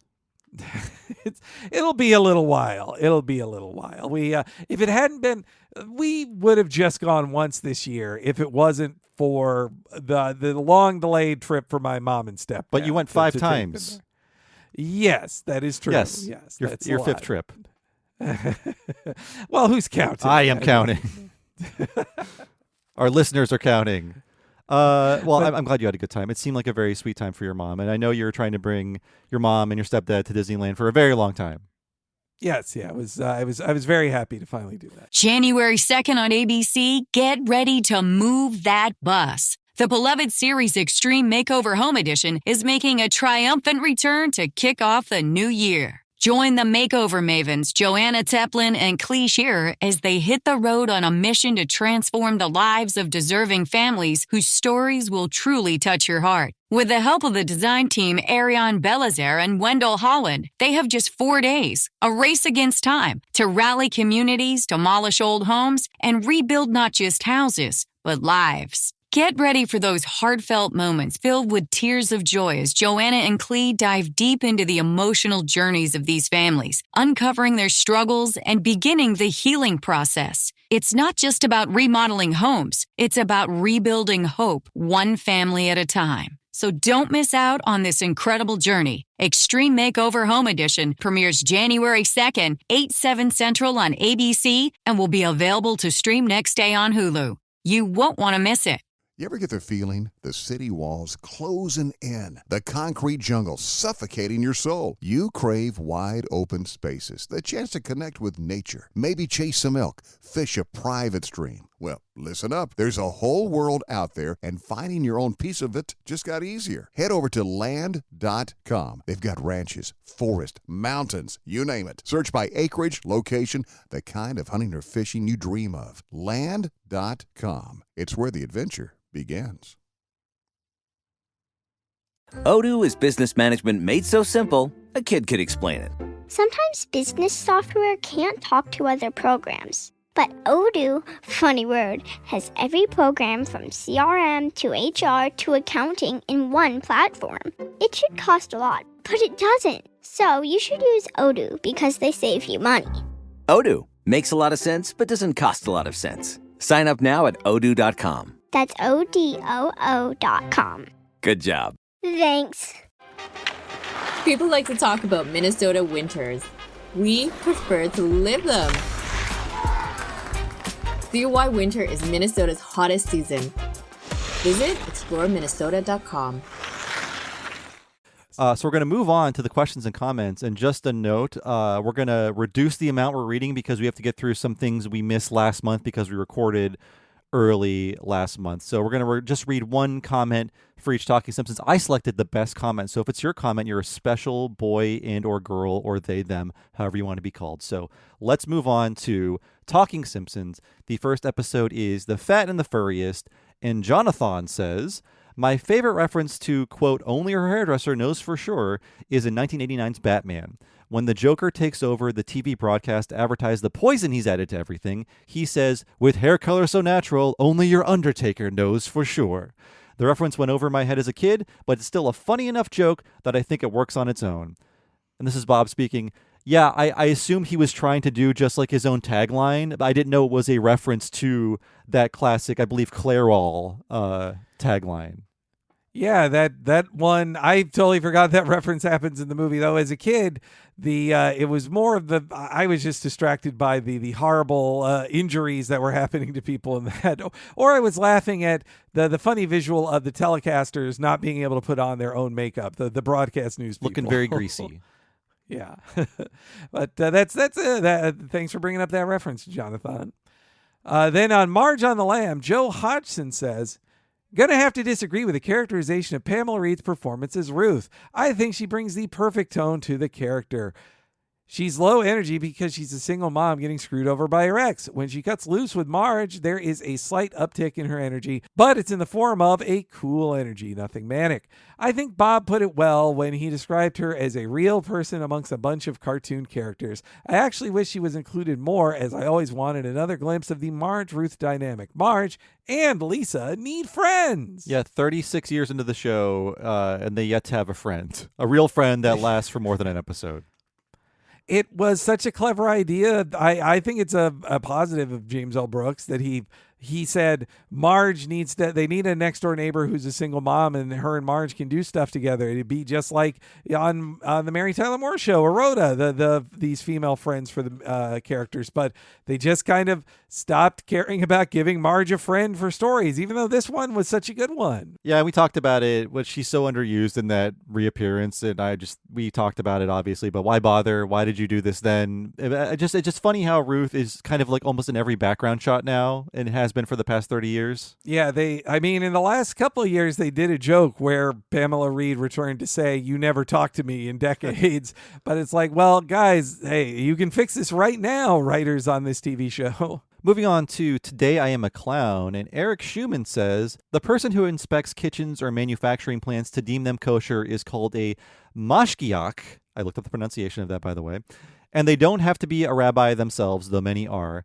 In the case of what may keep a soda from being kosher, it could be any number of small things that have nothing to do with the actual ingredients, shared equipment with non-kosher products, or the manufacturer not wanting to pay for a contract for ongoing certification. A good time to stock up on Coca-Cola is around Passover, when many Jewish families observe a stricter form of keeping kosher. You might see bottles of Coca-Cola especially marked as kosher for Passover, which indicates they are made with sugar instead of corn syrup. And this is Bob speaking. Yeah, I'm sure I saw kosher friendly, kosher blank, kosher that. And as a kid, I think I assumed, I've heard the word kosher meaning, is it kosher? Is everything kosher? It's like, oh, this has been approved by someone. It's kosher. I didn't know the dietary things involved until much later in life. Yeah, no, I appreciate Eric for explaining this. And that I wasn't aware that apparently corn syrup isn't kosher, to quote Krusty from the episode. Yeah, I did not know this. So thank you for the update, Eric Schumann. And I'm going to take over here because we are now back to having two comments. So we're going to go back and forth like we normally do. And we have 'Tis the 15th Season, where Kat Hegberg says, regarding the Grove, the holiday decorations are really something, and they're a quick hack for getting into the holiday spirit, but also a PSA. Last year, my husband and I didn't have anything to do on Christmas Day, so I checked to see if the Grove was open, and it was. But by open, they meant the parking lot and the Lone Coffee Bean. It's maybe the one place where the message of Beavis and Butthead Do Christmas still rings true. So we, like everyone there, got into an hour-long line at the coffee bean stand so we could validate our parking, stared at the giant tree for a bit, and left. And all of the bathrooms were locked, and after the coffees, the 30-minute drive home to Santa Monica sounded unbearable, so we stopped at another Rick Caruso property, Westfield Century City, I believe, to sneak into the AMC bathrooms. Ultimately, as someone who always has to work holidays, including that one, I'm just glad most mall employees had a day off, but don't go to the Grove on Christmas Day unless you really, really love the big tree and have a bladder of steel, or just live in Beverly Hills, I guess. Thanks for the update, Kat. I don't like going places on Christmas Day, because I know people don't want to work that day, and I understand. So even though Nosferatu opens Christmas Day, I'm going on the 27th or the 26th. That's nice. I hope they get time and a half at most movie theaters. I did over 20 years ago, but I fear in America that's not happening as much. This this talk of the Christmas at the Grove or Grove style ritzy malls, outdoor malls. I just watched another thing I had not seen until this holiday season was there's an American Dad Christmas episode that is a parody of Live, Die, Repeat. And, Edge of Tomorrow. Edge of Tomorrow. Yes, Edge of Tomorrow. That's its actual name. You tell that to the 4K Blu-ray I don't let box. 4Ks tell me what to do. but it all takes place at a Grove style area too. Yeah, I mean, I love going to different stores during the holidays just to see all of the decorations. I think yesterday that was the first time we were in downtown Vancouver, just like taking in all of the lights and all of the Taylor Swift related signage because she was just here for the first time. Oh, okay. Wow. The Swifties took over Vancouver. Yeah, we stayed bunkered down until they were gone. And Joshua Marchand also says on that episode, excited to be the Trekkie to let you know that while the franchise hasn't done a Christmas Carol riff, they did the next best thing with one of Bob's favorites, It's a Wonderful Life. In the Next Generation episode, Tapestry, Picard's artificial heart fails, and while on his deathbed, the trickster god Q offers him a chance to change the events that led to him needing one and getting trapped in a future where he never became the measured diplomatic captain we all knew. Mr. Data, it truly was a wonderful trick. I remember that episode. It's great. It's about how he's like still, at your age, you're not at this level yet. You're not a captain. Like he is shocked to find out he's not a captain because he is a wuss. He never tried. Yeah, sometimes when we don't know what to watch, we want to put on something cozy and fun. We put on Next Generation, and Nina put this one on for me, and I really, really liked it. I haven't watched that in forever. I just remembered the scene of him being reminded, like, you're not a captain. Hey, you're out of line here. So thank you for that update, Joshua Marchant. And what a cartoon. We covered a Beavis and Butthead Christmas, a great Christmas special last month. Check it out or wait until next holiday season if you missed it. And Thad Komorowski says, regarding It's a Wonderful Life, it's technically public domain, but not really thanks to corporate thuggery. From an article on the Library of Congress website. Quote, while Republic Pictures had failed to renew the copyright over the film in 1974, they still retained the rights to the original story, The Greatest Gift, and also purchased rights to the film's music. Relying on the 1990 Supreme Court case Stewart versus Abend, Republic Pictures notified all television networks to stop playing It's a Wonderful Life without the payment of royalties. Republic Pictures then entered into an exclusive licensing agreement with NBC where It's a Wonderful Life can be seen twice a year. Republic got absorbed by Paramount, so they will continue to make sure no one gets to see It's a Wonderful Life for free. Now, this is Bob speaking. I first found out about this because Riff Tracks did a riff of It's a Wonderful Life, but they also had to include a very long explanation as to saying, this is the portion of the film we are riffing and why. The other portion of the film is not considered in the public domain. Wow. Okay. I've never seen their It's a Wonderful Life one. That's funny. They have to get all of this legal clearance of it, but that is why in the 90s, like, it became a thing of that it is only on NBC and you can only watch it on NBC, and they would play it like twice a year tops, like on I think it was, I remember watching it on NBC after the Thanksgiving parade as their way of saying Christmas has begun, and then they'd play it like Christmas Eve as well. Yeah, we talked about this on the Beavis and Butthead thing, but for boomers, It's a Wonderful Life was made fun of just because it was on TV so much, but apparently it would cut off at a certain point. That's why, like, there are so many jokes about It's a Wonderful Life, and when you watch Home Alone, when the family gets to Paris, they're watching It's a Wonderful Life in French on TV. Like, oh, even here it's on TV all the time. And I just watched The Wizard of Oz again for the first time in, I don't know, 30 years. For the first time in HD. It's great. I don't need to tell you this. But I was thinking, there was a holiday tradition of showing this on Thanksgiving.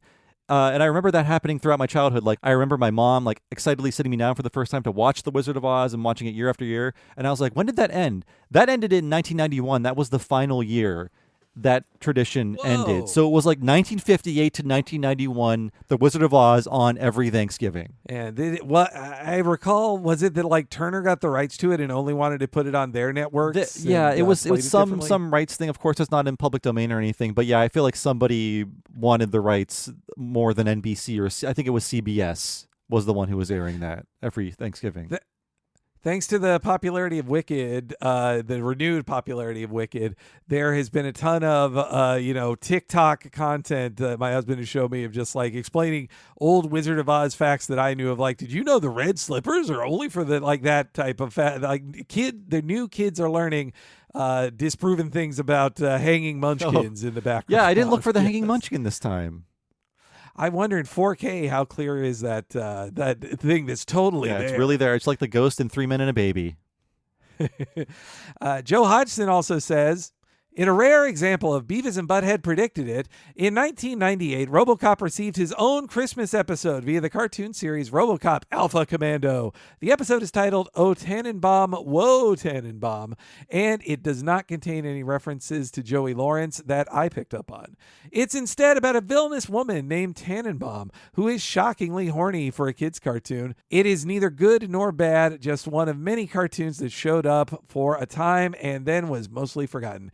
It received an unusual episode order of 40, but if we consider that the late 80s RoboCop had 12 episodes, it famously losing one episode so Marvel could make an X-Men pilot, then that brings the total to the syndication-friendly 52, which may or may not have helped get it to air. Yeah, I was not aware of this other RoboCop cartoon from the late 90s. Yeah, I wasn't aware of it either, despite being a RoboCop superfan who watched all of the RoboCop syndicated live action show, which was pretty corny. But I did not watch this animated series. I'm going to at least look up this Christmas one because RoboCop Christmas special sounds like perfection to me. Yeah, it's exactly what Paul Verhoeven wanted with this IP. Yeah. To celebrate the meaning of Christmas. Let's move on to What a Cartoon Movie. November, we covered 8 Crazy Nights. It was fun. It was torturous. And I want to remind everyone, we recorded that on Election Day before we found out anything that was going to happen. So covering that nightmare of a movie really helped ease us into a new era, I think. Oh God, yes. I mean, hey, it came out at the start of the first couple of years of George W. Bush administration. It was turned out to be a great time to remember feeling awful about a Republican president. So Sean Ryan says, one of my earliest jobs was as the assistant manager of a Spencer's at the time this movie was released. While I have no love for that company, this movie and our beloved podcast host does something that is often grating to me, mispronouncing the brand name. It's not Spencer's Gifts, and Spencer's Gift makes no sense. It's Spencer Gifts. Spencer Gifts. When the paid product placement in a movie gets the name wrong, it was no surprise to me that the company rebranded to the simpler, less confusing Spencer's just a couple of years later. And this is Bob speaking. Thank you, Sean Ryan. I want to say that since I've read this message, I've heard other people say Spencer's Gifts, and I realize now we're all speaking lies. That's not the name of the store. I'm embarrassed too because I've had friends who worked at Spencer Gifts, and I'm sure they said it correctly. But even then, with all the reason to talk about it and visit it, I always called it the possessive Spencer's Gifts. Now, I think I've talked about this before, but back in the day, like 20 plus years ago, I worked at a store called Software Etc. Software ETC, period. Number one, you should not include Latin in your store's name, just as a rule. People have a problem with it. But I was the only person at my store who said Software Etc. Everybody I work with said Software Etc. Etc. You don't even want to know what people were writing on their checks when they were buying things. They were every creative spelling of etc. was employed on the check. And I think to the point where we had to like slide over a little card saying, this is how you spell etc. Yeah. Wow. Yeah, well, because legal tender, it would probably, would it cause you problems of even getting the checks accepted if they wrote it wrong? That wasn't my responsibility, but I just didn't want to get yelled at. But yeah, The software, etc., is no more, but I think as a rule, people stopped including that in their store names. I mean, hey, that's smart. One, making it just Spencer's, just cleaned it up too. Maybe that's also like getting rid of the in Facebook.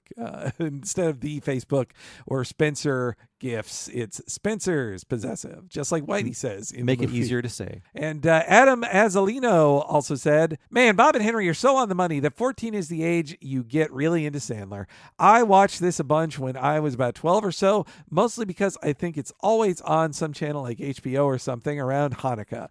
I watched it because all the guys in school or summer camp thought Adam Sandler was hilarious. My teenage brain probably thought it was excellent because cartoons shit and screaming are edgy, I guess. But I bet it had two comedic beats like most 2000s comedies. What's the cruelest thing we can do, and what's the grossest thing we can do? Thanks for reflecting on this for me so I don't have to revisit how unfun to watch it likely is. Happy holidays, Bob and Henry. Yeah, it was fun to finally see this holiday movie that really did not want anything to do with the holidays, and if only to take in the 2D animation. And it was animated before 9/11, so it's all of the mostly conceived and animated before 9/11. So you end up with a lot of the mean-spirited animation or comedy that was in live action that started to get toned down a little after 9/11, still intact for this 2002 release. Oh, also about we should mention on this that we did a post on the Patreon about it, but Nina did some incredible art for our What a Cartoon You may movie. think it's insulting that my wife drew Henry as the character of Whitey, but keep in mind Whitey is the most pure and wholesome character in the movie. She made me into Davy Stone, and that says a lot. We're gonna have to talk about this after the recording. Yes, I was a little surprised to be Whitey at first, but also it's it fits the format of it as well. But and you know what, she added a beard and a Fantastic Four hat to him beautifully. And hey, she's in it as well as Louie as a giant bird instead of being a small boy. Yeah. So moving on, we have Talking Futurama, the late Philip J. Fry, and Ron Sterling says, unfortunately for our heroes, if time travel is possible only going forwards, they'd probably be doomed. The current working theory for a cyclical universe relies on a big contraction or big crunch that follows the heat death of the universe, resulting in a new Big Bang. All evidence is heavily against that happening, as galaxies are accelerating away from one another rather than being slowed down by gravity, as we'd initially predicted. Don't just give up yet, though. If Homer is right and we are in a donut-shaped universe, which is a real possibility still, then it may be the cause that the reason galaxies appear to be accelerating away from each other is that they're actually being pulled back together at the donut center. In that case, it should create just the collision Farnsworth and the crew need to make it back to the future themselves. Food for thought. Thank you, Ron Sterling, for piecing this together. My first reaction is, Zuh? My second reaction when it comes to big questions like this, for as much as I'm interested in how this will all play out, I'm also thinking the skeleton that I will become will be gone at this point. So it's none of my business. I'm sad to hear that the big crunch is like less likely now, but at least the donut theory is it's inspiring to think like maybe two Matt Groening creations could predict this.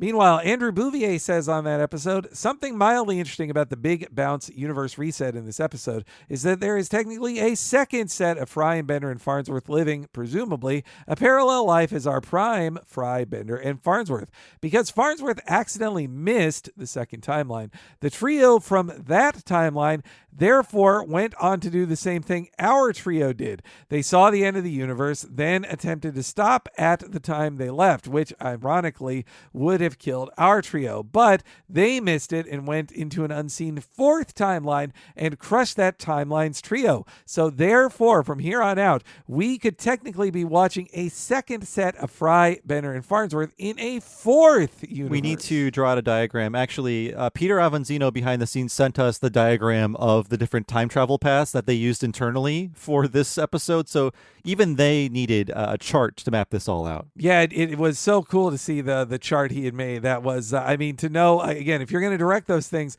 you have to figure it out. We have the benefit of trying to piece it together from a completed story. He, as the director, has to pull it together as they're writing it to make sure there aren't any mistakes. And that seems so complicated. It was so cool.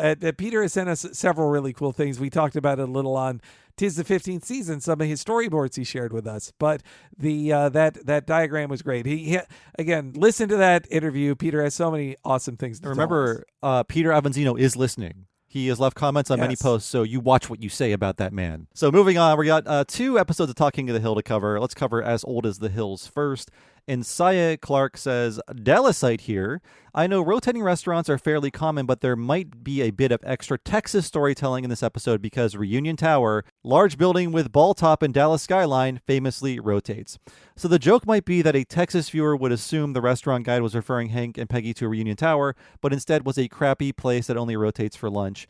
As a kid, I remember learning about Reunion Tower and how my parents would go there for their anniversary and thought, based purely off the novelty alone, it was the coolest thing I'd ever heard.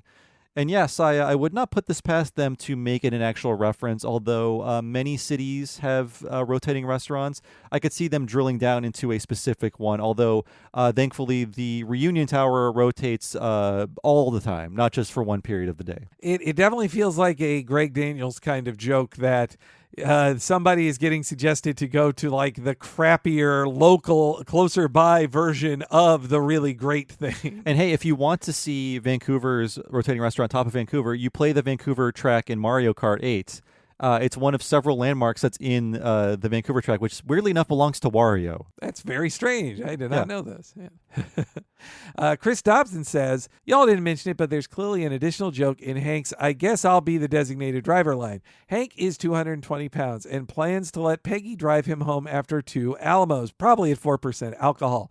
At his weight and after 90 minutes of dinner, a blood alcohol calculator estimates he would be likely at 0.01%, an eighth of the legal limit of 2 beers. Yeah. So meaning he'd be fine, and he could have let Peggy have her drink. Yeah, I think I didn't mention this because it's just Hank's squareness is just permeating everything he says and does. But yeah, they could easily both have a drink and dinner and be perfectly fine to drive home. But Hank is that square where that is not even permissible. One crappy beer and a full dinner is still too excessive of drinking for him. If he is going to have his 2 beers and he wants to have his 2 beers, then Peggy has to be the designated driver. He is not going to risk driving home on 2 beers. And finally, we have Talking of the Hill, Peggy Hill, The Decline and Fall. Anna Mansager says, besides the 2 people surviving chute failures that Henry mentioned, there is also Victoria Cilliers, a skydiver whose chute failed to deploy properly because her husband tampered with it in hopes of killing her. Bob speaking. That sounds like the movie Skydivers, the Mystery Science Theater movie. Do you recall, Henry, when they bought acid to burn the parachutes in the packs? I forgot about that one. Yes, yeah, that's another that's from the Coleman Francis trilogy. It is. It's one of my favorites. It might be my favorite of that trilogy. And then Anna goes on to say she survived because she fell back first into a freshly plowed field that was soft, just like Peggy. Well, there you have it, folks. I hope she survived to see that man fry. I'm glad that Anna brought this up because, yeah, it seems so specific. And even with the guilt that Hank feels that he thinks he made her jump and it nearly killed her, that it makes it more comparable to the guy who tried to kill his wife and failed and she survived in the same way. I would bet they were pulling some from that real life story too. And Echo Cimarron says in our final comment of the year, I think the Helen Keller line was Hank mixing her up with Helen Hayes, the First Lady of American Theater. And then they linked to the Helen Hayes wiki page.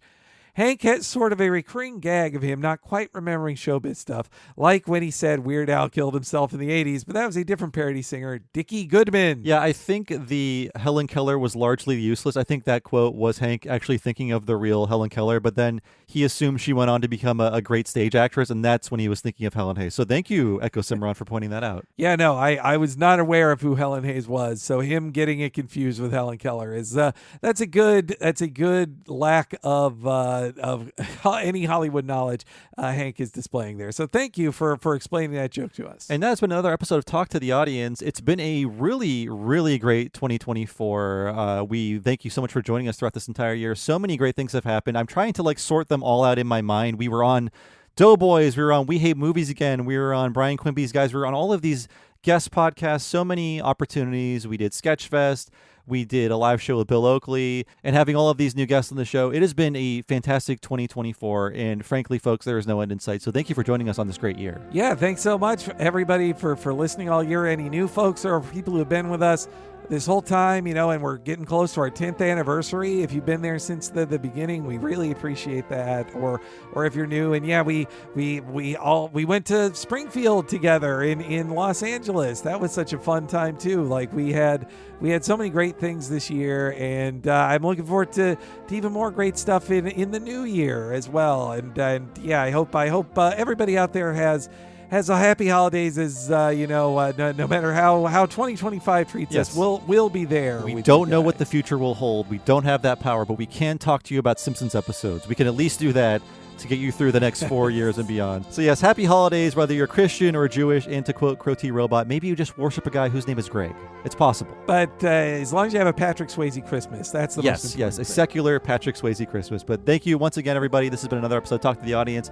We will see you again very soon. Take care and have a pleasant end of 2024. Should old acquaintance be forgot and never brought to mind? Should old acquaintance be forgot and days a lang syne? For old lang syne, my dear, for old lang syne, we'll take a cup of kindness yet for old lang syne.